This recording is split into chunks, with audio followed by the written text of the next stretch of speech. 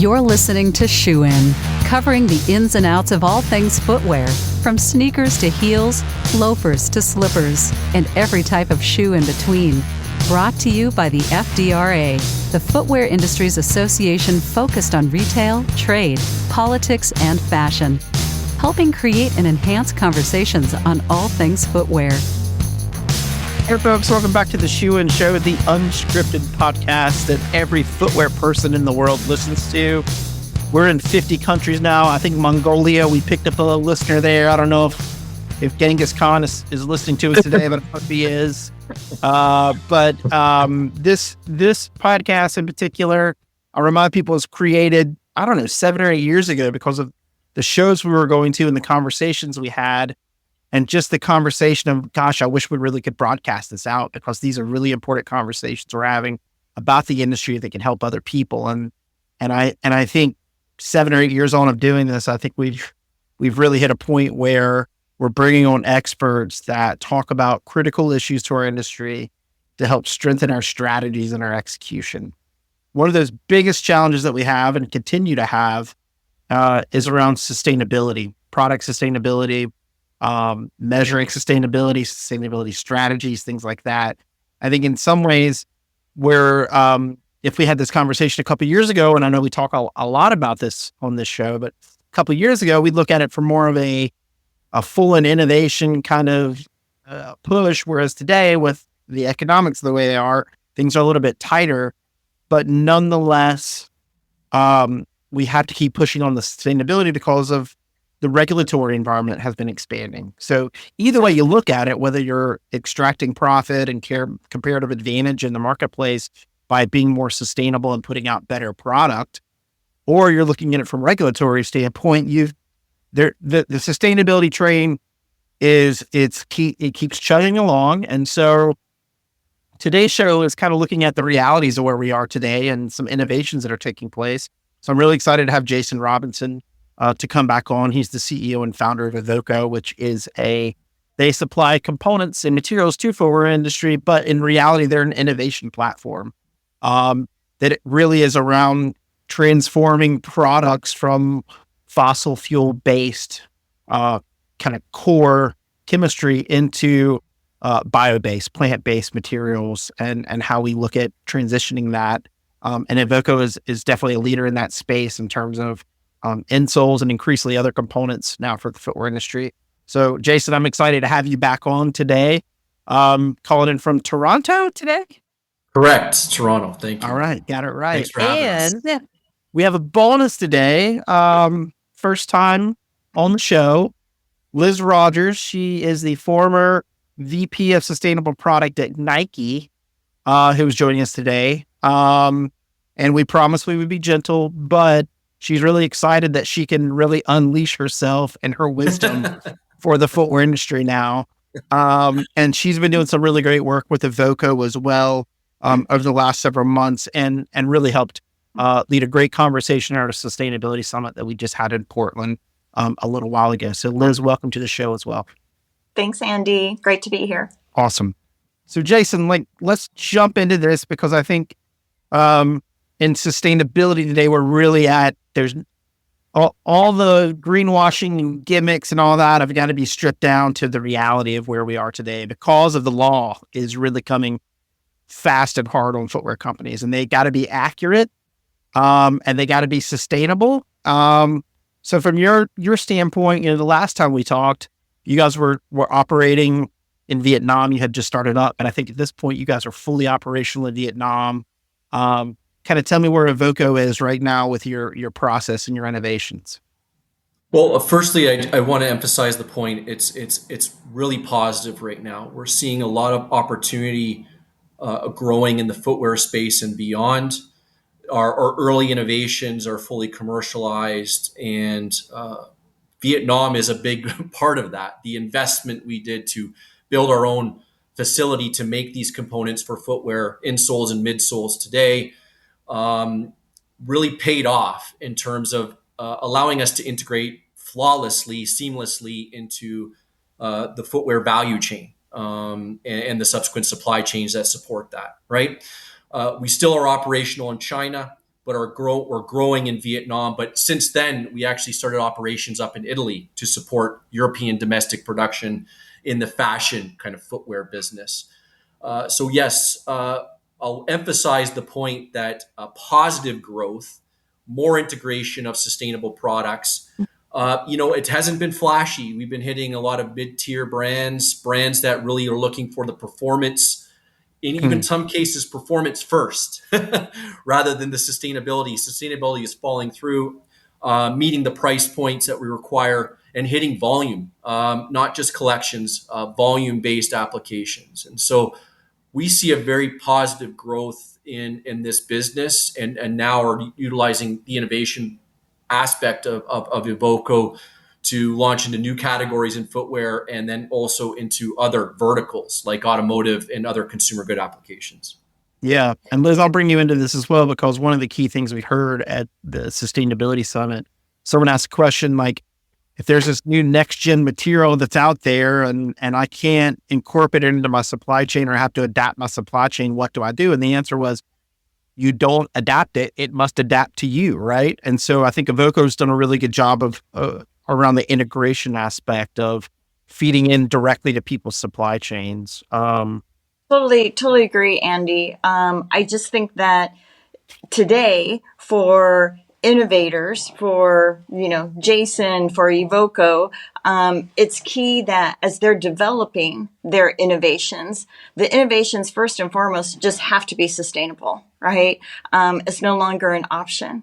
And then secondly, it just has to be able to integrate into existing brands' value chains, right? The complete supply chain.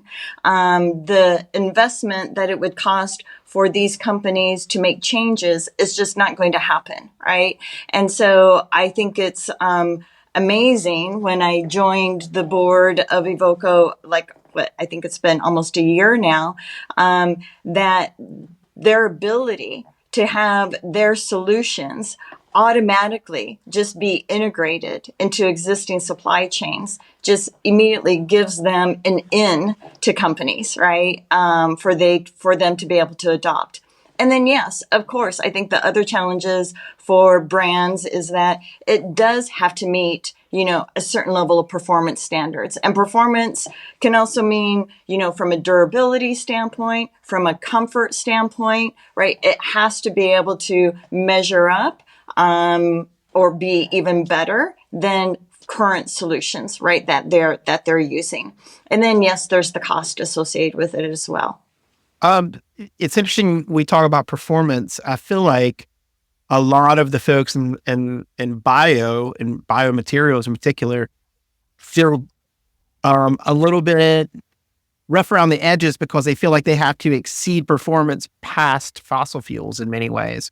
But what has been interesting that I've noticed, and I've talked to Hulux and some other lab work that's been done around this, the biomaterials are doing much better actually than fossil fuels. There's like this myth that we'll let you catch up. And it's like, actually, no, in terms of performance, biomaterials are doing exceedingly well in performing and having durability. And I think some of that maybe is something we could talk about is not all bios made the same, right? I know we tried castor beans in the past and that didn't really work out. And so now we're, looking at all this new chemistry. But Jason, in terms of you're talking about scale, how do you scale and not lose the performance aspect? I think people need to realize how tough that is, right? You can't sacrifice any quality or performance as you scale and grow. Yeah, I think that, to your first point about, how is biomaterials, competing or even out competing on performance. Firstly, the petrochemical industry, fossil-based raw materials is kind of an indoctrinated supply chain. You take oil, you derivatize it, and you get a few key derivative components from it, and then you make some chemistry, right? We have much more flexibility relative to the feedstocks, the type of chemistry we can derive from it. So that creates some flexibility. Now, later to that point is, does that create challenges with scale? And it can, right? So how do you build a supply chain that can scale? And well, we do that by firstly looking at the innovation process. A lot of our composition of matter patents, which means new chemistry being made, was built for scale, right? So we can integrate it. We can make it in the US which we do a lot with our chemistry today, and then deploy that around the world. But we're also building operations in Europe and Asia to make similar chemistry or slightly different chemistry, but gets us the same result in the end, which is a performance-based, sustainable material product like an insole or midsole or beyond. And so really it's about looking at the innovation first, like kind of what Liz said. Like as we're innovating, we thought about scale all the way through. And then once we hit that kind of ceiling of what that scale can do, we can look at the next level is, well, how do we distribute this technology around the world to integrate into value chains and subsequent supply chains around that? Hence the building of Vietnam, setting up distribution across China, and then now in Italy. Obviously, we're not stopping there. We're looking at other parts of Asia, near-shoring with Mexico, or even onshoring in the US for applications probably outside of footwear. But it's always been around how do we innovate for scale, and that's been just how we started our business. I came from the biofuels, biochemical industry when I started my career some 25 years ago. I'm aging myself now, but and looking at being an engineer and saying these are the challenges of scale, and then trying to reverse engineer into that, and that's how we've kind of really adopted to an industry, and now learning from that, adopting to other industries, and we just replicated the same type of applications. Yeah. One thing I would just add to that, and I'm, saying this, not being the scientist on this podcast, not being the chemist, but with that said, I do think that one of the critical aspects of being able to bring it to scale is how Evoco has been able to meet their customer, meet their brands where they are at within their sustainability journey. So what that can mean of various things. When you're talking about bio-based materials, the percentage and the content of bio-based can be tuned, right? And I think that's really innovative in itself. And so based off of the performance needed, or based off of the durability or the type of footwear, whether it's a, cleat or whether it's a lifestyle product, being able to have your material tuned and to be able to have a variety of bio-based content in that is a way of going on a journey and really, establishing a partnership with brands. And when you can do that, that's how you can also really drive scale and really drive true impact and move the needle within this entire industry. It's interesting because it's almost like unlocking different value types, right? That we can't have currently from just fossil fuels, the way they've been doing it for forever, since the age of Napoleon, probably. I was looking at the Battle of Waterloo the other night. We're going to take a trip to Brussels, and I thought I'd bring my kids, so I had to throw Napoleon, whatever. But in terms of that, Liz, when you were working at Nike and looking at sustainable product, one thing I think is critical is, obviously we're all looking at data, right? How you look at product data, a lot of LCA work being done, a lot of emissions assessments, but also I know Evoco went further than most people in getting certified, Green Circle certified, USDA certified, like having other folks double check. And I think there's a movement towards that now, right? Like obviously Textile Exchange is doing a lot more to verify chain of custody across supply chains, but also looking at bio and how ultimately how we compare like to like, right? And so it gets to that point where the folks who have been kind of saying that it is green, a product may be green, but isn't really green, is kind of we're getting to where the math is going to start to align and really get people, right? Absolutely. So incredibly critical. And it's just going to be status quo, right? Companies are going to have to, whether you're on the solution provider side or whether you're on the brand side, you're going to have these innovations third-party certified, right? That's just going to be the standard of how you get in. Some brands that are big enough can do their own internal LCAs. But even when they do that, including Nike, we would do that for some of our innovative materials. You're still going to have to go third party and ensure, you're saying what, the data is represented accurately. What I appreciate what Evoco has done is that, yes, they do their internal LCAs. They do the third party. They do get the screen circle. I think that it's extremely helpful for a smaller brands, right? That may not be able to have that ability to be able to take that on. It's a significant amount of work to do an LCA, right? That shouldn't be underestimated. The energy, the time, the resource that it takes, and even the cost to be able to do that. But again, with the regulations that are here today in the EU, we just got the California bill, just got signed the other day, Bill 707, that these are just going to be standard. Yeah. Yeah, and I'd like to add that, the LCA is obviously foundational in terms of determining sustainability and metrics around sustainability, particularly around carbon reduction, which is, the first and foremost thing that we try to do is reduce carbon. Secondarily, we try to reduce pollution, detoxification of these materials, mitigate the impact of the end of life, and various things. But carbon reduction is the primary focus.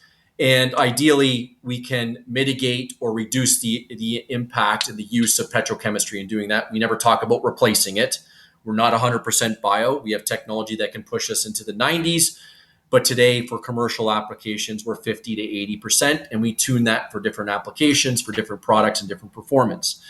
The LCA helps govern that for us, though. We look at the LCA as a tool to help support R&D, product development, and communicate the opportunity for carbon reduction. One of the things that we did early on is get our not only third party reviewed, but critically reviewed by the Higg Index. I know there's a lot of controversy around the Higg Index because the benchmarking is wrong. They normalize data around the incumbent technology, so we're not setting a level playing field here, not even an apples to apples comparison. But when we do our LCAs, it's cradle to gate, ISO 14044, and looking at standardization of decarbonization of these materials and how to communicate it. If we can work on a more of a level playing field, we're going to see impacts of lower bio content playing a huge role in decarbonization of these the global material value chain, right? And so we don't always have to focus on what's the highest bio content. What we have to do is measure the sustainability, look at the opportunity of today, the scalability of today, and then move towards more sustainable technologies that do perform and are price comparable in the future. But it's about making a plan of action to work today, make impact today, scale today, have lots of volume, have lots of impact around the world, and then move around with different impacts and different technologies for different applications. Yeah. And I think, when we put out our environmentally preferred material guide for the industry, our real focus was on thinking about baby steps forward, right? Like every new product, every quarter, every year, a little bit better, a little bit more bio, a little bit more recycled if you can. Like we know price is paramount when sourcing and the CFO come around and start looking at your bombs and everything else, right? Like we're getting a little nitpicky. That's okay. We get that. But like, how do we get that? But I thought what was interesting was early in the conversation, we were talking about like fine tuning where the brand wanted to be and on that scale. And so I think that's where it goes to the price level, right? It's like you can fine tune your bio content and the pricing, and you could, it's almost like if you're doing treble and bass and all that, you're moving it around on the sound machine where you can move things around to make your mix. And if you get it right, it's actually really interesting because it starts to inform the consumer about comfort and your own branding in a certain way around this too, that we haven't really thought about. And so it's kind of really interesting because everybody just defaults that it's like, oh, well, it's sustainable, so it costs more. And it's like, it doesn't have to, right? I mean, so that's what I think of is when we think of pricing and things like that. And I know Liz, earlier we had talked about just the realities of the footwear industry, and price is a reality, but we bring these old mindsets to the conversation because we think about it in terms of old models and old materials. I totally agree. We need to be careful that bringing in sustainable innovations, how we did that 10, 15, even 5 years ago is different, right? Of how we do that today. And I'm such a firm believer of progress over perfection. My old teammates probably got tired of me saying that. Jason knows that I say this all the time. But again, it's so just critical when you can meet your customers, meet the brands where they are at, and provide solutions that can be tuned. 30% bio-based is better than zero. 50% is even better, right? And you continue to be able to integrate that in. The other thing that I would say with cost, of course, that's, a critical factor. At the same time, there are levers, right, that companies can play with to be able to, bridge that cost, especially from when you are first starting to really driving, volume and the ability to be able to reduce that cost. But I'm such a firm believer of progress over perfection. Begin that relationship, begin that partnership. And then I know, having worked with Evoco, it's a dialogue, right? It's a business relationship. So, I would just say on both sides of, whether you're a brand or whether you're the solution provider, you need to be able to have that conversation jointly. Yeah. The other thing that I'm very interested about, and we've got to do some modeling on this, but the new eco design regulation in Europe will ultimately start to charge companies almost a waste tax or a eco tax in some ways on footwear that's coming into the marketplace there, based on if it's recyclable, if it's durable, to these certain standards, right? And so when we look at bio-based, that price conversation changes a bit, because you've got, if you're going to get taxed 14 cents per pair, but you can reduce that tax under the eco design theme of what they're working off of. You can reduce that tax per pair if you meet certain metrics of bio-based, if it can be, cycled in, et cetera. And so all of a sudden you can start to see cents per pair start to be able to negotiate to make better product. And you have that extra lever there. And so I think that will continue. I think even in the US, long term, I think California is looking at what's happening in Europe, and they're saying what's working and what's not. And we're going to cherry pick what's working and start with that. And I think that's kind of a lot of what we're going to see more long term of looking at EPR and eco design and things like that. And Andy, I think the major tailwind here is in the future, and maybe not too distant future, bio-based products could actually be a discount to petrochemical products, right? And I think that's where we see the opportunity. If we're comparable on price today and we're hitting sustainability targets or metrics that are being kind of regulated, then we are going to be a discount to the incumbent technologies. And that's going to also drive volume and opportunity. And if you're already there at the table, it just gives you more bandwidth to continue to have those discussions for, extension of product line categories, more volume, more opportunity, and more brands. And that's where we see the opportunity. Like I was mentioning at the beginning, before recording, we were talking about, I was in Washington last week. I'm on the board of the Plant-Based Products Council. Firstly, I'm going to pitch them. They're doing great work, highlighting the opportunity of plants in the consumer-based applications and industrial-based. So both for kind of, single-use plastics and packaging, but also durable products, where we think that's the future of building what we're calling the bioeconomy.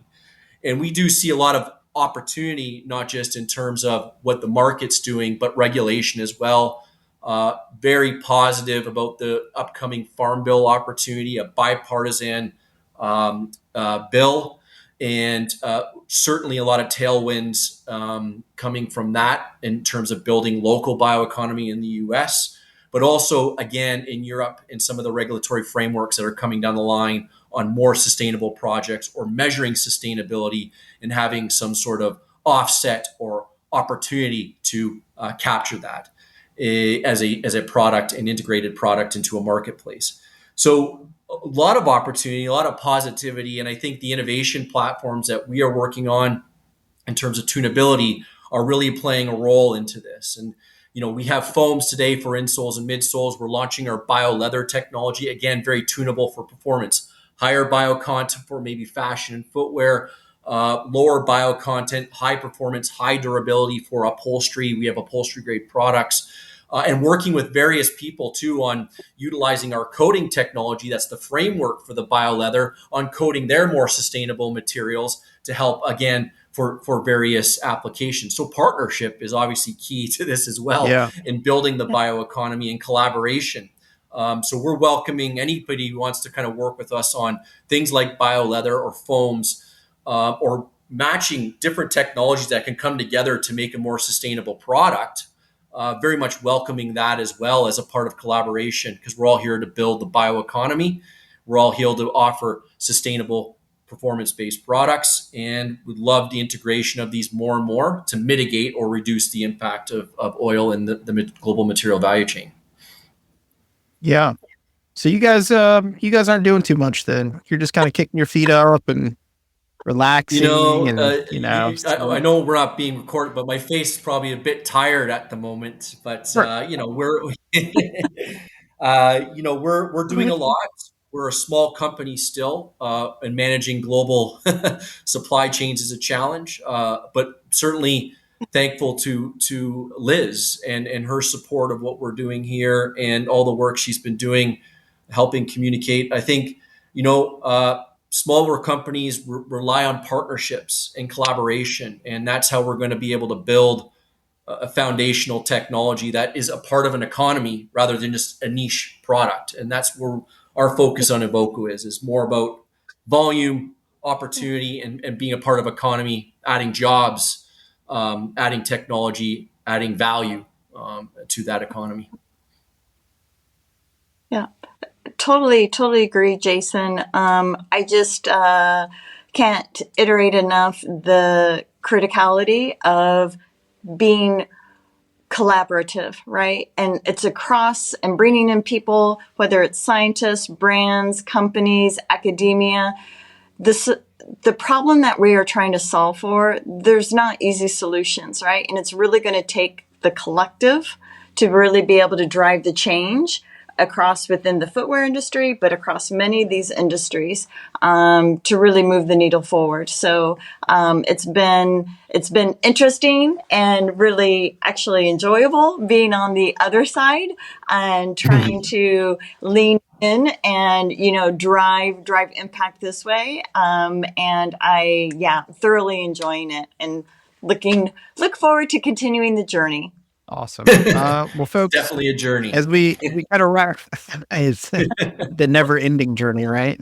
As we kind of wrap up this conversation, Evoco is constantly at our events, so you can engage with the teams there. You can go to evoco.com to learn more about their products that you can integrate into your supply chain and to your product.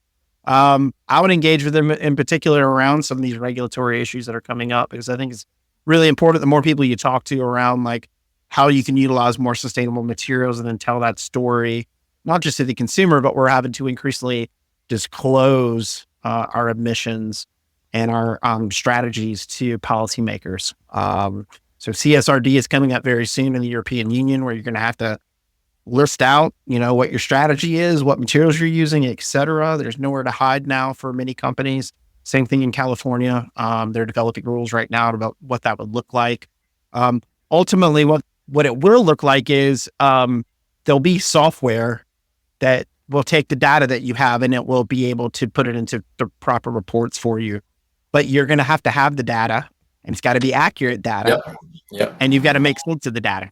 And so I think that's kind of where you start. But if you're not utilizing innovative materials now to tell that story, your reporting is going to kind of look lackluster. And it could impact, whether you're a public company, that's shareholder value and issues around that, or just in typical consumer perception and brand value at a base level. So that's why we constantly talk about this stuff. We really lean into it because we think, this is the future in terms of the materiality in the product, but also like this is the future in terms of profitability and whether you're going to exist as a brand in the future that's strong and significant in the economy. So Great. Anything else I missed? Liz, I told you you're going to have a good time. See, Jason comes, Fun. listen, My first one, Andy. Hopefully, Jason always has fun. Jason always has fun. He I'm a fun leaves guy. this, tells all his friends, calls his family, says how a great time it was. So now you can do the same thing, Liz. I'm glad you joined today. I appreciate it. for having me. Yeah. And Jason, thanks as always for coming on and your support of FDRA and being a contributor to the footwear industry and trying to advance us into the future. And thanks for everything you've done. And appreciate a very successful FDRA Sustainability Summit. Record numbers of people. I think Natalie, who are COO and co-founder, and Liz did a great job in communicating Yes, not they just did. what we're doing, but the industry. And I think that was a great summit. So looking forward to continuing to support that summit and appreciate all the work you're doing as well. Thank you. Thank you guys. As always, shoeandshow.com is the website where you see our entire catalog of all these great conversations. You can go there. New episodes drop every single Monday. We talk about a range of different issues. So if you've enjoyed this one, you can go back into the catalog and listen to other sustainability conversations that we've had for the last 6 months or a year. You can focus on supply chain. You can pick your poison in the footwear industry. There's a lot of issues and challenges, and but we wouldn't have it any other way. It's better to be busy than bored. Yes, exactly. Yeah. So with that, thank you for listening. Next Monday, new episode drops. Until next time, Shoe-In is out. Shoe-In has been brought to you by the FDRA, the Footwear Industries Association focused on retail, trade, politics, and fashion, helping create and enhance conversations on all things footwear. For information about FDRA, visit fdra.org.